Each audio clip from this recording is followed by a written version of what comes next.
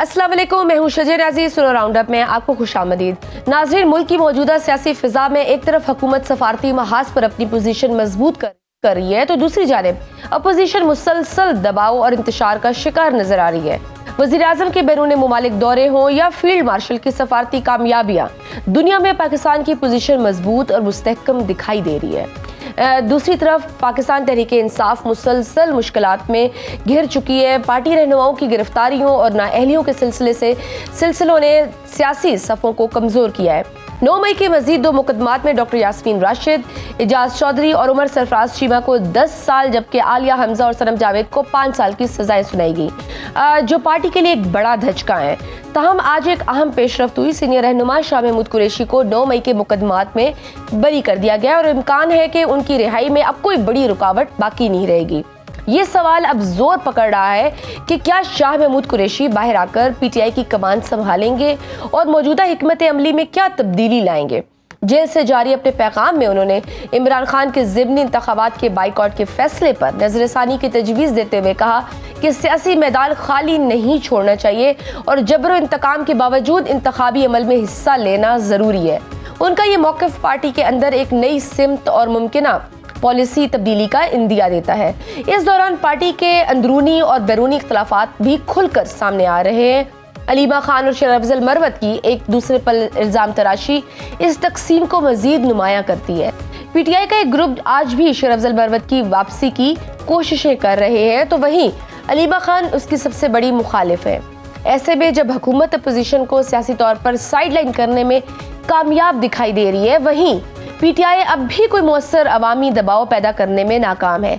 हत्ता कि पार्टी खुद एतराफ़ कर रही है कि जनरल बाजवा को एक्सटेंशन देना एक बड़ी गलती थी जो दोबारा नहीं दोहराई जाएगी। अब सवाल यह है कि शाह महमूद कुरैशी अगर बरी होते हैं तो वो पार्टी को मुत्तहिद करेंगे। क्या पीटीआई अपनी मज़ाहमती पॉलिसी को छोड़कर मफामती पॉलिसी अपनाने को तैयार है? इस सब पर बात करने के लिए हमारे साथ मौजूद है पाकिस्तान तहरीक इंसाफ के रहनुमा फैसल चौधरी साहब। सर, आपको वेलकम करते हैं। फैसल साहब, शाह महमूद कुरैशी की मुमकिना रिहाई का फैसला आ गया हुआ है और 9 मई के मजीद 2 मुकदमात में डॉक्टर यास्मीन राशिद, एजाज चौधरी और उमर सरफराज चीमा को 10 साल जबकि आलिया हमजा और सनम जावेद को 5 साल की सजा सुना दी गई हुई है। कैसे देख रहे हैं आप इस फैसले को?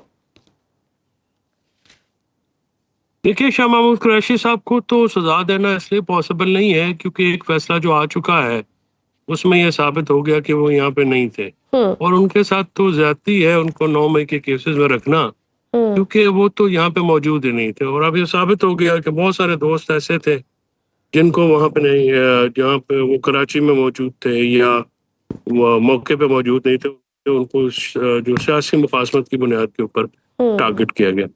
जहां तक बाकी दोस्तों की सजा का ताल्लुक है, एजाज चौधरी साहब हैं, यास्मीन राशिद साहब हैं, आलिया हमजा हैं, महमूद रशीद साहब हैं, टीमा साहब हैं या दीगर जो सनम जावेद हैं, उसका बहुत अफसोस है क्योंकि ये जो लोग हैं ये ना मौके पे मौजूद थे, ना ये अपना उस तरह से किसी इवेंट में वो शामिल हुए। तो ये तो सियासी मुखासमत की बुनियाद पे उनको जो है टारगेट किया गया है, जो कि अनफॉर्चुनेट।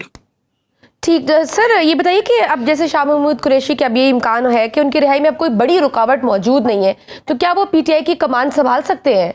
आइंदा आने वाले दिनों में हम देख सकते हैं कि क्या वाकई पार्टी की हिकमत अमली में कोई बड़ा बदलाव आ जाए?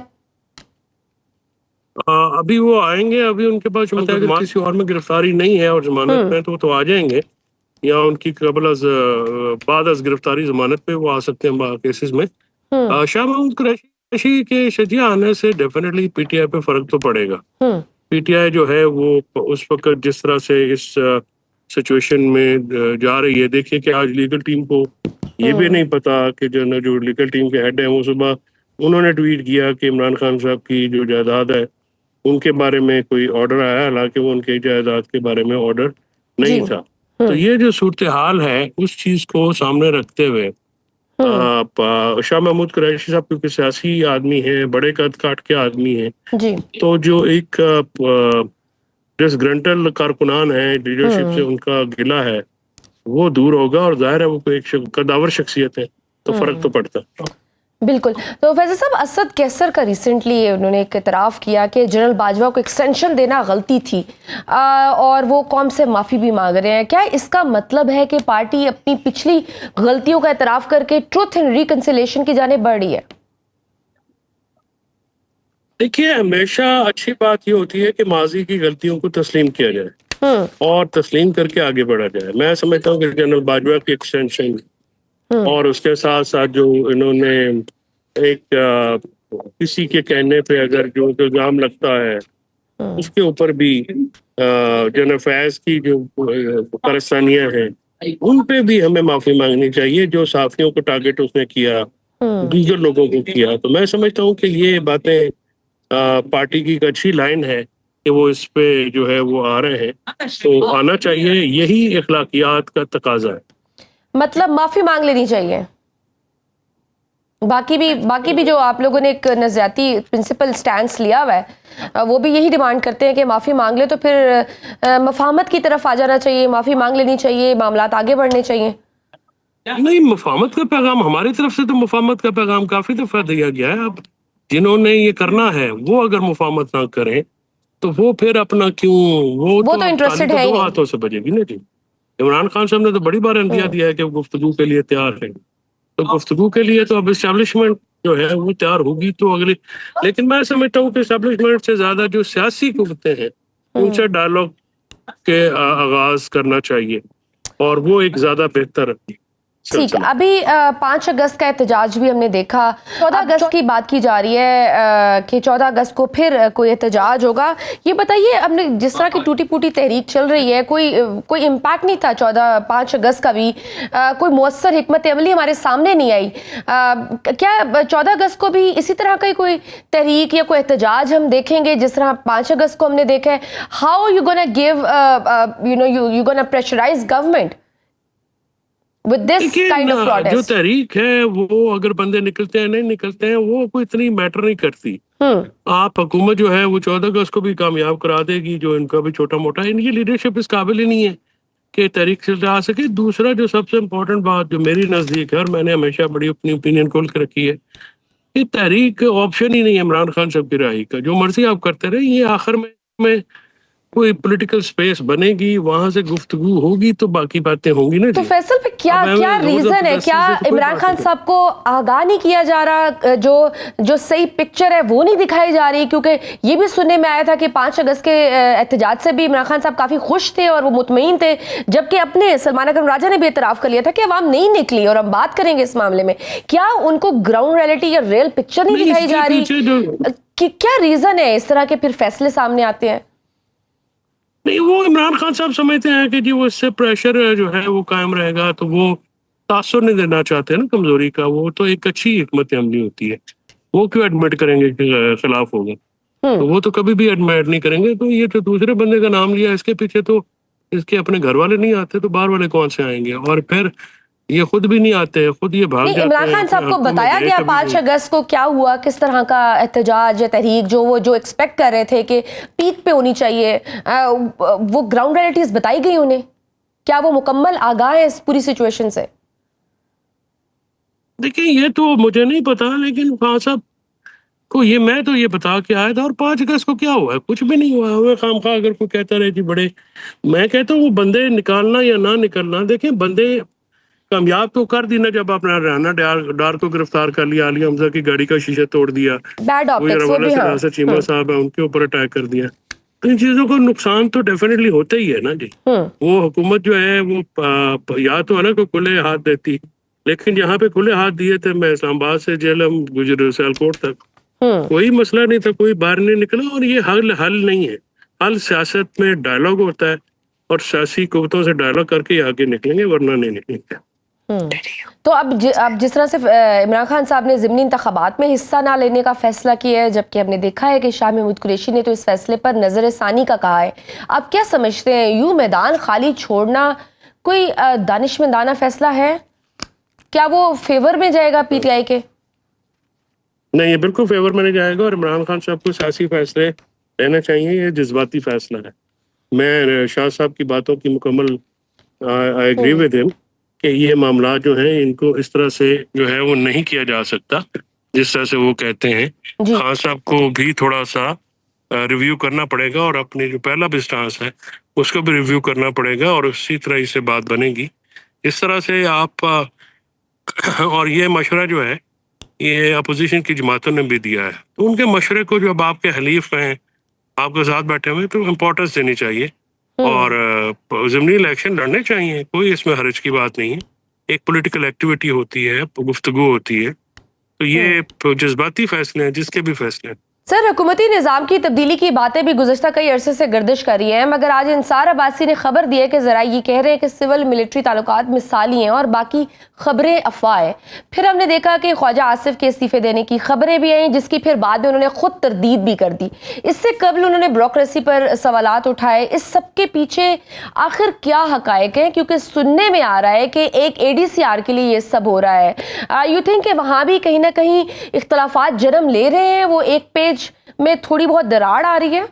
देखिए, डेफिनेटली ख्वाजा आसिफ जो है वो क्योंकि उस ADCR का कर्जदार है, जो उसकी जीत है वो इसी ने करके दी है और बाकी लोगों की भी। और वो करप्शन को वो ख्वाजा आसिफ जिस तरह से इस हद पे गए हैं तो लगता है कि वो हिस्सेदार है। और ये बात जो उनके जराए कह रहे हैं, नून लीग के जराए या उनकी खबरों से, वो कहते हैं कि वो ADCR करप्ट है इसीलिए उसको अरेस्ट किया गया है। अब जो उसके खिलाफ तहकीकात होनी चाहिए। दूसरा, ख्वाजा आसिफ जो है उसने किसी का नाम नहीं लिया, सारी ब्यूरोक्रेसी को लपेट दिया। या तो फिर सारे ब्यूरोक्रेसी वाले जो हैं ये लूट मार में नौकरशाही मुलव्वस है, नहीं तो अगर वो इतना दलेर था या उसको इतनी मुल्क की खिदमत करनी थी तो नाम लेता दो चार के जिन्होंने पैसे बनाए हैं, तो उसकी हिम्मत भी करते, जुर्रत भी करता। वो उसने तो कंफ्यूज किया ना, उसने तो अपना मतलब निकालने के लिए पार्टी पे अपनी तरफ से दबाव डाला है। और दूसरा, अपने बॉस की जो है या अपने नवाज शरीफ की नहीं, उसको हेवन फील्ड की जायदादें नजर आती, वन हाइड पार्क नजर आता। तो जितने मुल्क के ये खैर ख्वाह सबको पता है वो ड्रामेबाजी करते हैं। ठीक, तो सर ये शेर अफजल मरवत और अलीमा खान के हालिया बयानात ने भी एक मरतबा फिर पंडोरा बॉक्स खोला है। दोनों ने एक दूसरे पर कंप्रोमाइज होने का इल्ज़ाम लगाया है। बड़ा डैमेजिंग होता है एक पार्टी के लिए कि वो अलीमा खान टेक ओवर करना चाहती है, उधर से दूसरी बातें आ रही है। How you gonna tackle? आपको क्या लगता है कि किस तरह से PTI को इस चीज़ को टैकल करने की ज़रूरत है? देखिए, ये अलीमा बीबी का तो पार्टी से कोई ताल्लुक नहीं है, वो तो इमरान खान की बहन है, बस इस हद तक ही ताल्लुक है उनका। और शेर अफजल मरवत को निकालना, मैं उसके खिलाफ था। वो मेरे लिए कोई मेरा बहुत दोस्त नहीं है। वो सख्त ज़ुबान हम एक दूसरे के खिलाफ इस्तेमाल करते रहे हैं। तो मैं समझता हूँ कि हर बंदे को साथ रखना चाहिए। जो इम्पोज की हुई है टीम अलीमा बीबी ने जनरल सेक्रेटरी समेत, ये किसी काम के नहीं। उन्होंने इमरान खान का काफी कबाड़ा निकाला है, निकल भी रहा और आगे निकलेगा भी। सही। आखिर में फैसल साहब ये बताइए कि जिस तरह फील्ड मार्शल 2 माह में दूसरी मरतबा दौरा कर रहे हैं अमेरिका का और जो आलमी पजीराई उनको मिल रही है, वहीं शहबाज शरीफ भी 20 साल बाद जापान का दौरा करने जा रहे हैं, तो क्या ऐसे मामलात में इस मजबूत हुकूमत को हटाना या इमरान खान की रिहाई आपको कहाँ नजर आती है? हुकूमत मजबूत नहीं है, एस्टैब्लिशमेंट मजबूत हुई है जंग के बाद और सफारती सतह पे भी एस्टैब्लिशमेंट मजबूत है। तो सर वो दोनों हुकूमत ना कल सर सबका फायदा तो हुकूमत को ही मिल रहा है ना, उनको भी तो सूट करता है ना ये निजाम, ये इत्तेहाद। उस निजाम देखें जो लाने वाले होते हैं वो फिर अपनी मर्जी के मुताबिक कर लेते हैं। सब कुछ वो करें, इतनी ज्यादा सपोर्ट भी दी है फिर भी इकॉनमी नहीं चला पा रहे, गवर्नेंस के मसाइल हैं वो भी नहीं चल पा रहे। इतना ज्यादा जो सपोर्ट है जो इनको दिया गया है वो तो अनप्रेसिडेंटेड है, उसके बावजूद डिलीवरी तो जीरो है ना जी। करप्शन देखें हर जगह पे, गंदम का, खुर्दनी तेल का, चीनी का, लॉ एंड ऑर्डर का, हर जगह मतलब मसाइल हैं। सर करप्शन के केसेस तो फिर बहुत ज्यादा आ रहे हैं। फिर डोंट यू थिंक ये जो तहरीक आप चला रहे हैं, फिर अपोजिशन का role, I think this is a high time जहां इतनी चीजें हो रही हैं, आप अवामी मसाइल को आगे लेकर तहरीक चलाएं। देखिए, तहरीक चलाने के लिए जिस पॉलिटिकल सेंस की जरूरत है वो नहीं है ना PTI के पास। उनके जो लोग हैं वो पॉलिटिकली इमेच्योर हैं और सेल्फ सेंटर्ड हैं, वो अपने अलावा किसी को देखते नहीं। उनमें ये एबिलिटी नहीं है कि वो पार्टी को साथ लेके चले। वर्कर्स उनसे दूर है, वर्कर उनके साथ नहीं निकलता है, ना निकलेगा। वर्करों ने बहुत कुर्बानियां दी हैं। पार्टी में इमरान खान और वर्कर्स के बीच में कोई भी नहीं है। तो ये जो अभी लगाए हुए इमरान खान साहब ने, इनको रिव्यू करनी पड़ेगी, वरना इमरान खान साहब जो है वो भी अपनी कैदोबंद जो है वो तो लंबी सर करते फिर ये जो जाएंगे अगली तहरीक और उसका तहरीके कोई फायदा तहफ़्फ़ुज़ नहीं है। आइन के प्लेटफॉर्म के साथ चलने की बात हो रही है, उसका क्या प्लान है, क्या हिकमत अमली है? अभी तो बहुत जल्दी है, अभी तो उस तरीके तफज़े यानी पाकिस्तान में जितने लोग शामिल हैं, अब महमूद खान अचकज़ई भी एक सीट के पॉलिटिशियन है, पुराना पॉलिटिशियन है, सीजन पॉलिटिशियन है, इसमें कोई शक की बात नहीं, बड़ा काबिल एहतराम आदमी है। लेकिन पंजाब में या केपी में या सिंध में क्या असर होगा? तो कोई असर नहीं। बलूचिस्तान में भी एक आधी सीट के अलावा उनको कोई असर नहीं है। अब बहुत अर्ली है, अभी देखते हैं कि आगे क्या करना है इन्होंने। तहरीक तफज़े यानी पाकिस्तान के लोग जो है वो सियासत करते हैं, वो तहरीक में तो शामिल नहीं हुए और जनरल सेक्रेटरी ने ऐलान कर दिया। तो इससे फिर आप प्रायोरिटीज का अंदाजा लगा रहे हैं ना कि वो किस तरह से सियासत करेंगे और तहरीक इंसाफ कैसी सियासत चाहती है। ठीक, बहुत शुक्रिया। पाकिस्तान तहरीक इंसाफ के रहनुमा साहब हमारे साथ मौजूद थे, गुफ्तगू आपने सुनी। नाज़रीन, एक मशहूर कहावत है कि जो थप्पड़ लड़ाई खत्म होने के बाद याद आए उसे अपने मुंह पर ही मार लेना चाहिए। ये कहावत मुस्ताक है हाल ही में दिए भारतीय एयर चीफ के इस बयान का, जिसमें वो पाक भारत जंग गुजरने के 90 रोज बाद कह रहे हैं कि हमने भी पाकिस्तान के 5 जहाज तबाह किए थे। यूं तो इस बयान की ना कोई अहमियत है ना हकीकत, क्योंकि एक तरफ जहां ये बयान मुज़ायका खेज है, वहीं साबित शुदा झूठ भी है। भारतीय एयर चीफ का बयान अगर सच माना जाए तो वो एक तरह से पूरी भारतीय फौज, उनके सरबराहान, भारतीय सियासतदान और तज्जियाकारों के खिलाफ चार्जशीट बनता है, क्योंकि भारतीय एयर चीफ ऑफ स्टाफ समेत दीगर अहम ओहदेदारान इससे कबल किस तरह तस्लीम कर चुके हैं कि उनके जहाज, बिलखसूस राफेल को पाकिस्तान ने गिराया, वो दुनिया के रिकॉर्ड का हिस्सा बन चुका है। सवाल यह है कि इस तरह का बयान देने की जरूरत भारतीय एयर चीफ को क्यों पेश आई? कुछ स्ट्रेटेजिक अफेयर्स के माहिरीन का कहना है कि भारत का ये बयान मौजूदा लोगों के लिए नहीं बल्कि तारीख में एक कंफ्यूजन पैदा करने के लिए दिया गया है, जिसके असरात अगले 10 से 15 बरस बाद नजर आएंगे, क्योंकि भारतीय एयर चीफ का ये बयान झूठ होने के बावजूद दुनिया भर के सहाफती प्लेटफॉर्म्स का हिस्सा बना है और डिजिटल रिकॉर्ड का हिस्सा भी बन चुका है। आज से 15 बरस बाद जब पाक भारत जंग को डिजिटल प्लेटफॉर्म्स पर सर्च किया जाएगा, तो जहां पाकिस्तान का भारतीय राफेल समेत दीगर जहाज गिराने का रिकॉर्ड सामने आएगा, वहीं भारतीय एयर चीफ का बयान भी रिकॉर्ड्स का हिस्सा होगा, तो जो तब के रिसर्चर्स के लिए एक कंफ्यूजन पैदा करेगा और गुज़श्ता जंगी महाजों की तरह इस जंग के नताइज को भी मुतनाज़ बनाएगा। दूसरी जानिब ये बात भी हकीकत है कि मौजूदा सूरत हाल इस तरह के प्रोपेगेंडे को रद्द करने के लिए बड़े वाज़ेह तौर पर सामने आ रही है, क्योंकि भारतीय एयर चीफ के इस बयान को जहां पाकिस्तान ने रद्द किया है और वजीर दिफा ख्वाजा आसिफ ने भारत को चैलेंज किया है कि भारत ने यह फर्जी दावा करने के लिए 3 माह का अरसा लगाया, वो अपने दावों में सच्चे हैं तो अपने तैयारों के जखीरे को आजादाना तस्दीक के लिए पेश करें। वहीं चीन के थिंक टैंक ने भी इस दावे को फौरी तौर पर मुस्तरद किया। चीनी थिंक टैंक चारहा इंस्टीट्यूट के सीनियर रिसर्च फेलो ने भारतीय फजाइये के सरबराह air chief marshal Amarpreet Singh के इस दावे को बेबुनियाद करार दिया। प्रोफेसर चिंग ने कहा है कि भारतीय दावा ठोस शवाहिद से महरूम है और बैनुल-अक़वामी बरादरी ने इससे बड़े पैमाने पर सवालात की जद में रखा है।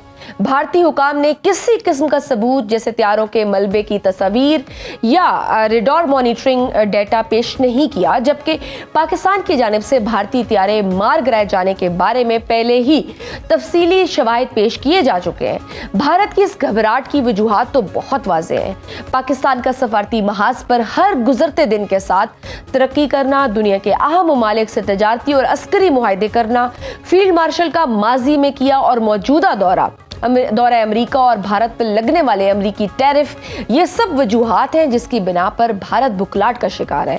क्या ये बुखलाहट भारत को खित्ते समेत दुनिया भर में मजीद रुस्वा कर रही है? क्या भारत अपनी हार का जख्म बर्दाश्त करते हुए बगैर किसी जारियत के आगे बढ़ पाएगा? इस सब पर बात करने के लिए हमारे साथ मौजूद हैं air marshal retired Asim Salman साहब। आपको वेलकम करते हैं सुनो राउंड अप में। आसिम साहब, भारत एक जाने मुज़ायका खेज बयान दे रहा है कि पाकिस्तान के 5 जहाज गिराए हैं, वहीं जाली धमकियां भी लगा रहे हैं कि जल्द पाकिस्तान के साथ जंग होगी और हम तैयार हैं, जबकि फील्ड मार्शल आसिम मुनीर ने कहा है कि भारत को मुंह तोड़ जवाब देने के लिए हम तैयार हैं, और उनके इस बयान ने भी भारतीय मीडिया में फिर खलबली मचा दी है।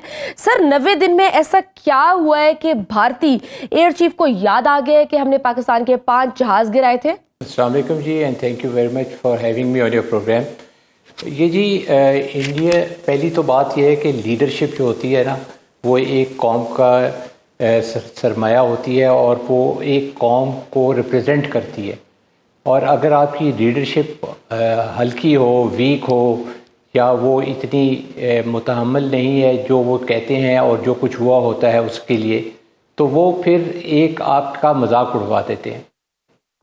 आप ये देखें कि इस वक्त इंडिया के अंदर हालत ये है कि उनके जो लीडर हैं, प्राइम मिनिस्टर मोदी साहब, वो भी जो हैं अजीब अजीब किस्म की स्टेटमेंट्स देते हैं, और फिर साथ ही इनकी जो मिलिट्री लीडरशिप है वो अजीब किस्म की स्टेटमेंट्स देती है। और ख़ास तौर पे ये तो एक भोंडा मजाक किया है उनके एयर चीफ साहब ने हमारे साथ कि आप 90 दिन तो सोते रहे और एकदम आपको जाग आई तो आपने कहा जी कि हमने पाकिस्तान के 5 प्यारे के। ये ऐसे नहीं होता। मैं इंडिया में रहा हूँ जी 99 से 2003 तक। मेरा ये तजर्बा है कि ये एक शेवा बनाया हुआ है इन लोगों ने, इंडियन लीडरशिप ने, कि ये जो इनका दिल आता है वो कहते हैं। क्योंकि मुझे याद है कि जब ये 99 में इनका एक ऑपरेशन जो हुआ था कारगिल में, उसमें इनके जो एयर चीफ थे उनका नाम एयर चीफ मार्शल टिपनेस था। ये टिपनेस साहब ने जो उस वक़्त ऑपरेशन करने की कोशिश की थी सफ़ेद सागर के नाम से, उसमें उन्होंने अपने आप को इतना ज़्यादा बढ़ा चढ़ा के बताया कि he had to be cut to size by the army chief. उन्होंने कहा कि भाई इस तरह नहीं है, फ़ौज ने भी ज़मीन पर जंग लड़ी और हम लोगों की भी कोई जो है वो काविशें थी जो कि आप अंडरमाइन करने की कोशिश कर रहे हैं। तो ये तो इनकी एक पुरानी आदत है। फिर उसके बाद जब इनके जो उसके बाद जो चीफ आए कृष्णा स्वामी, वो भी उनसे भी मेरी मुलाकात रही और वो एक अच्छे प्रोफेशनल थे। लेकिन ये था कि उनको जब ये कारगिल का आफ्टरमाथ हुआ था और उसके बाद जब टिपनेस साहब को वीपी मलिक साहब ने चुप करा दिया तो उन्होंने इतने कोई बोलने की कोशिश नहीं की। हालांकि वो भी बड़ा मुश्किल टाइम था इंडियन आर्म फोर्सेस के ऊपर जब हमारी फौजें बॉर्डर पे लगी हुई थी। तो ये तो एक इनकी ट्रेडिशन है। फिर आप देखें 2019 के अंदर उसमें भी इनके जो चीफ थे उन्होंने जो थी बड़ी बढ़ा चढ़ा के बातें की कि जी हमने पाकिस्तान के टेरिटरी को वायलेट किया और हमने इनके 300-350 वहाँ पे टेररिस्ट मार दिए। जबकि ऑन ग्राउंड सिचुएशन ये थी कि वहाँ पे सिर्फ कुछ दरख्त गिरे और एक आधा कौवा मरा। तो ये इनकी झूठ बोलने की आदत जो है ये आज की नहीं, ये पुरानी है। इसी तरह जब इनके अपने जहाज़ गिरे तो उसके ऊपर भी ये झूठ बोलते रहे उस वक़्त भी कि जी हमारे कोई जहाज़ नहीं गिरा। वो तो अगर अभिनंदन इस तरफ ना गिरता पाकिस्तान की तरफ तो उन्होंने तो कहना था हमारा तो कोई नुकसान हुआ ही नहीं है जी। इसी तरह फिर जब अभी 6 और 7 की रात को जब इनके जहाज़ गिराए गए, 7 जहाज़ गिराए गए। अब आप लीडरशिप का देखेंगे कितना फ़र्क है। हमारे चीफ ने कहा जी हम कोई भी जहाज़, air chief marshal Babar Sidhu ने कहा कि हम कोई भी जहाज़ क्लेम नहीं करेंगे जब तक हमारे पास 100% कन्फर्मेशन नहीं होगी। और जूं कन्फर्मेशन होती गई तो ये लोग बताते रहे कि जी ये हमारे इतने जहाज़ हो गए, इतने जहाज़ हो गए। हम लोग 4 से शुरू हुए, फिर 5 पे गए, फिर 6 पे गए और फिर 7वां भी जो है वो ग्राउंड सोर्सेज और इंटेलिजेंस सोर्सेज से कंफर्म हुआ कि जी 7वां जहाज़ भी जो है वो चौथा रफ़ेल वापस नहीं आया। और उसके बाद ये जो है हम अभी भी एज एयरफोर्स क्लेम नहीं कर रहे, लेकिन ये है कि 7वां जहाज भी उनका गिरा हुआ है। अच्छा सर, उसमें आपने एक बड़े इंपॉर्टेंट पॉइंट उठाया कि हमें 7वें की भी एम्बिग्विटी है, हमें है कि वो भी हमने गिराया लेकिन हम उसको अनाउंस नहीं कर रहे अंटिल एंड अनलेस हमारे पास ऑथेंटिक सबूत ना हो। Is that so? नहीं जी, देखिए जो है ना 7वां जहाज भी गिरा है, 4 उनके रफ़ेल जो हैं वो मिसिंग हैं। और ये मैं आपसे अर्ज कर रहा था कि हमने इतना डिले इसीलिए किया जी कि हमारे पास एयरफोर्स की जो मीन्स थी उसके अंदर कंफर्मेशन नहीं आ रही थी। देखिए जब 5 पैरामीटर्स हों जिसके ऊपर आप डिक्लेयर करते हैं कि जी जहाज जो है वो किल है, अगर आपके 3 पैरामीटर्स हों तो आपके पास ये तो मेजॉरिटी तो है, लेकिन ये है कि आपके पास टोटल जो कंफर्मेशन है वो नहीं है।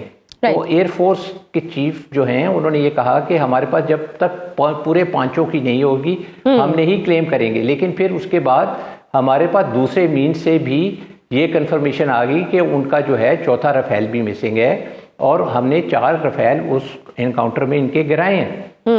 तो आप देखें कि इस बात को कंफर्म करने में कोई 15-20 दिन लग गए और हमने जो चौथा रफेल है उस वक्त डिक्लेयर किया कि जी इनका चौथा रफेल गिरा हुआ है, क्योंकि वो तो मानने को तैयार ही नहीं है ना। बिल्कुल। वो तो कहते हैं कि जी हमारा पता नहीं एक आधा जहाज गिरा है और बस उसकी बात खत्म कर देते हैं, जबकि उन्होंने 7 जहाज जो है वो अपने खोए। 4 उनके रफेल थे, एक मिराज 2000 था, एक SU-30 था, एक MiG-29 था। तो आप देखिए कि 7 जहाज उन्होंने अपने गंवाए हैं और इसके अलावा भी एक उनका जो था एक हेरोन जो ड्रोन था वो भी गिरा।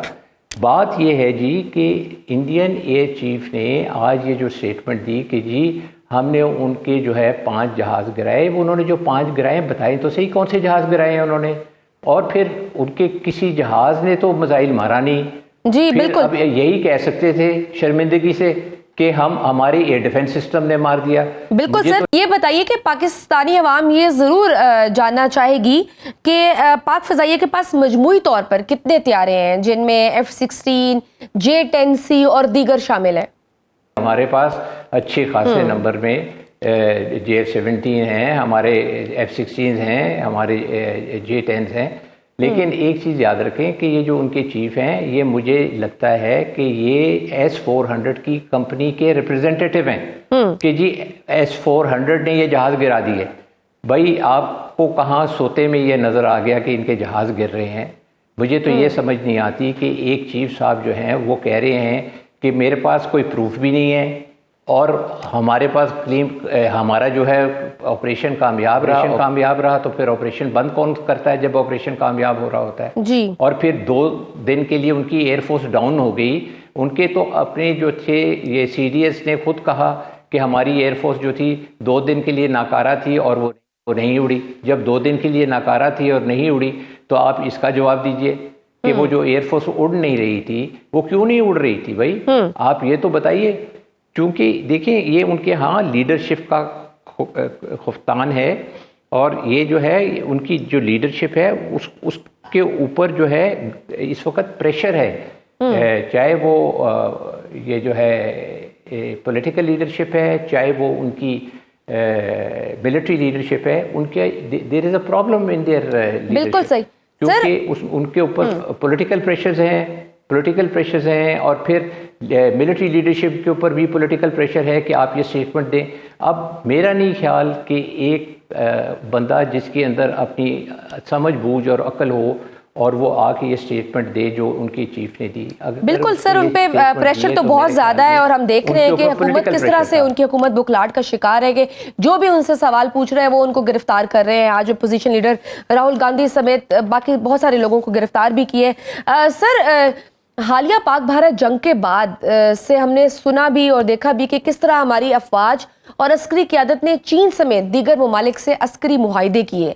ये बातें भी सामने आई कि J-35 और HQ-19 मिसाइल जल्द पाकिस्तान फ़िज़ाइया के पास होंगे। इस हवाले से हम ये कह सकते हैं कि आइंदा अगर जाहरियत होती है तो ये हथियार और तैयारे भी हम फ़िज़ा में देखेंगे। देखिए जी, J-35 तो 2024 की जनवरी में अनाउंस किया था पाकिस्तान में ये चीफ ने कि जी हमें ये तैयारे मिल रहे हैं और उसके ऊपर हमारे army chief field marshal Asim भी उसी ओकेजन के ऊपर मौजूद थे और इन लोगों ने जॉइंटली ये अनाउंस किया था कि पाकिस्तान को J-35 तैयारे मिल रहे हैं। तो उसके अंदर तो कोई शक नहीं है कि वो हमारे मुल्क में आएंगे।